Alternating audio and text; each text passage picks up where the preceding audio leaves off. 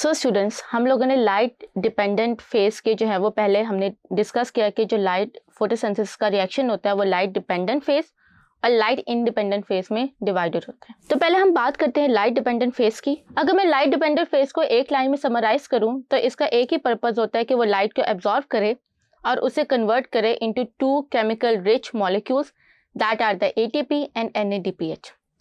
ATP को हम assimilation power भी कहते हैं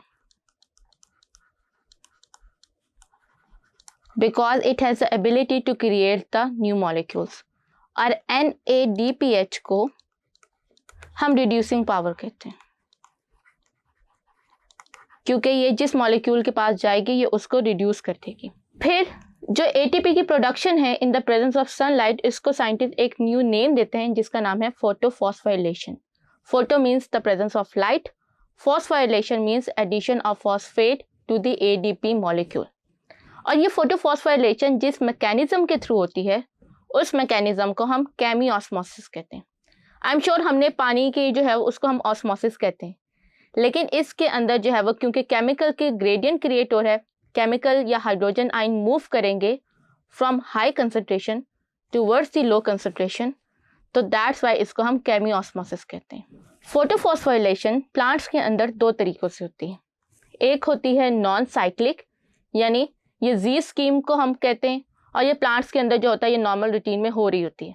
और इस पाथवे में दोनों फोटोसिस्टम 1 एंड फोटोसिस्टम 2 इन्वॉल्व होते हैं।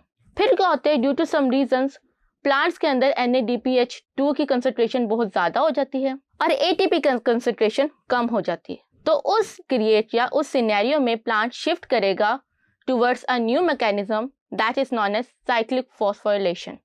और साइक्लिक फोटोफॉस्फोराइलेशन के अंदर ATPs को क्रिएट किया जाएगा उस टाइम तक जब तक ATPs रिक्वायरमेंट के अकॉर्डिंग क्रिएट हो जाएंगे।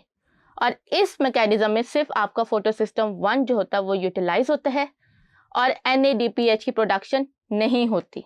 अब हम बात करते हैं नॉन साइक्लिक फोटोफॉस्फोराइलेशन की। अगेन ये Z स्कीम को फॉलो करता है और इसके अंदर दोनों फोटोसिस्टम 1 यानी कि फोटोसिस्टम 2 के ऊपर लाइट स्ट्राइक करेगी, ये ट्रांसपोर्ट होगी to photosystem 1 by through electron transport chain, और ये फाइनली रिड्यूस कर देगी NADP को NADPH2 मॉलिक्यूल में, that is the energy reducing molecule. अगर मैं स्टेप्स की बात करूँ नॉन साइक्लिक फोटोफॉस्फोराइलेशन की, तो स्टेप्स को हम समराइज करते हैं। Absorption of light by photosystem 2 and excitation of its electron. फिर आपकी वाटर की फोटोलिसिस होती है। वाटर की फोटोलिसिस के बाद आपका इलेक्ट्रॉन्स जो है वो मूव करते हैं फोटोसिस्टम 2 से फोटोसिस्टम 1 में, और वहाँ पे जो है वो फोटोसिस्टम 1 में फर्दर लाइट को एब्जॉर्ब किया जाता है और उन इलेक्ट्रॉन्स को फर्दर एनर्जाइज किया जाता है, और फिर ये इलेक्ट्रॉन्स रिड्यूस कर देते हैं NADP को NADPH मॉलिक्यूल में, that is the energy rich molecule. इन्हीं पॉइंट्स को हम 1 बाय 1 डिस्कस करते हैं। सबसे पहले आप यहाँ देखें कि फोटोसिस्टम 2 के एंटीना सेंटर पे लाइट स्ट्राइक करेगी। जैसे ही ये लाइट स्ट्राइक करेगी तो ये इलेक्ट्रॉन्स को एनर्जाइज कर देगी from lower energy level to the higher energy level, और ये इलेक्ट्रॉन जब हायर एनर्जी लेवल पे जाएगा तो इसको फाइनली एक्सेप्ट करेगा electron acceptor which is the plastoquinone. In this case plastoquinone इस इलेक्ट्रॉन और हाइड्रोजन को लेकर रिड्यूस हो जाएगा, और फिर ये जो इसकी रिड्यूस फॉर्म होगी ये ज़्यादा देर तक नहीं रहेगी और ये फर्दर अपने साइटोक्रोम को इलेक्ट्रॉन ट्रांसपोर्ट कर देगा और हाइड्रोजन को ये रिलीज कर देगा इनटू द ल्यूमिन। फिर मैंने आपको बताया क्योंकि जैसे ही इलेक्ट्रॉन जो है वो यहाँ से शिफ्ट होगा प्राइमरी इलेक्ट्रॉन एक्सेप्टर पे, तो यहाँ पे इलेक्ट्रॉन डेफिशिएंसी हो जाएगी, जिसको हम कहेंगे कि यहाँ पे फोटोसिस्टम 2 पे इलेक्ट्रॉन्स होल क्रिएट हो गए। इस इलेक्ट्रॉन होल को फिल करने के लिए हम वाटर को ब्रेक करेंगे in the presence of sunlight, that's why it is known as photolysis. Lysis means break down, photo mean in the presence of light.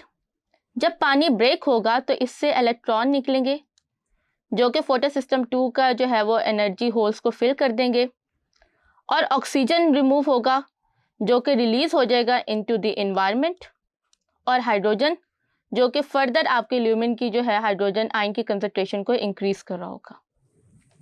फिर उसके बाद इलेक्ट्रॉन्स जो है वो फ्लो करेंगे फ्रॉम प्लास्टोक्विनीन टू साइटोक्रोम, साइटोक्रोम से वो प्लास्टोसाइनिन से, और देन ये पूरी इस चेन पे जैसे जैसे इलेक्ट्रॉन्स, अब यहाँ पे आपने याद रखना है कि इलेक्ट्रॉन्स जो थे वो हाई एनर्जी पे थे, जब वो साइटोक्रोम के पास गए तो इनकी एनर्जी थोड़ी कम हुई, और जब वो प्लास्टोक्विनीन के पास गए तो उनकी एनर्जी लेवल जो है वो इस टाइम सबसे लो हो गया।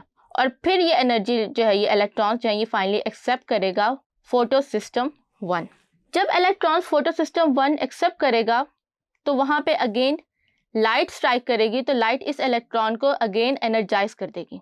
क्योंकि जब इलेक्ट्रॉन यहाँ पे एनर्जाइज हुआ था तो जो वो इलेक्ट्रॉन ट्रांसपोर्ट चेन पे मूव किया है उसकी एनर्जी लेवल जो था वो डिक्रीज हो गया था।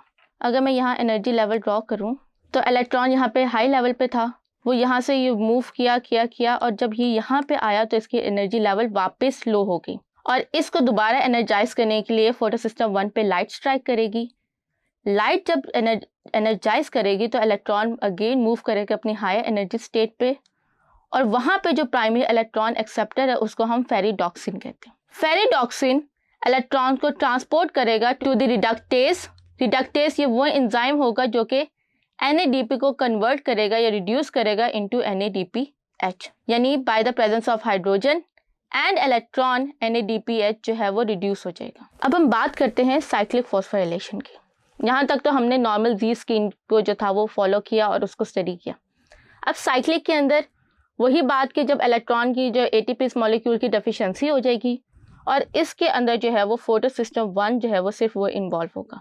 अगर आप इसको देखें तो इलेक्ट्रॉन्स सबसे पहले जो है वो लाइट इसको एनर्जाइज करेगी इलेक्ट्रॉन्स को। इलेक्ट्रॉन्स जो हैं फोटो सिस्टम 1 के वो एक्सेप्ट करेगा बाय द फेरिडॉक्सिन। अब फेरिडॉक्सिन इलेक्ट्रॉन एक्सेप्ट करने के बाद बजाय कि वो NADPH को दे, वो NADP को नहीं देगा, बल्कि वो वापस इस इलेक्ट्रॉन को भेज देगा प्लास्टोक्विनीन में, और प्लास्टोक्विनीन जो है वो फिर इलेक्ट्रॉन साइटोक्रोम कॉम्प्लेक्स को देगा। साइटोक्रोम कॉम्प्लेक्स जो है वो प्लास्टोसाइनिन को देगा, और वो वापस उस इलेक्ट्रॉन को फोटो सिस्टम 1 में लौटा देगा। और जब तक ये साइकिल उस टाइम तक चलता रहे जब तक आपके ATP की प्रोडक्शन जो है वो अप टू डिमांड नहीं हो जाती।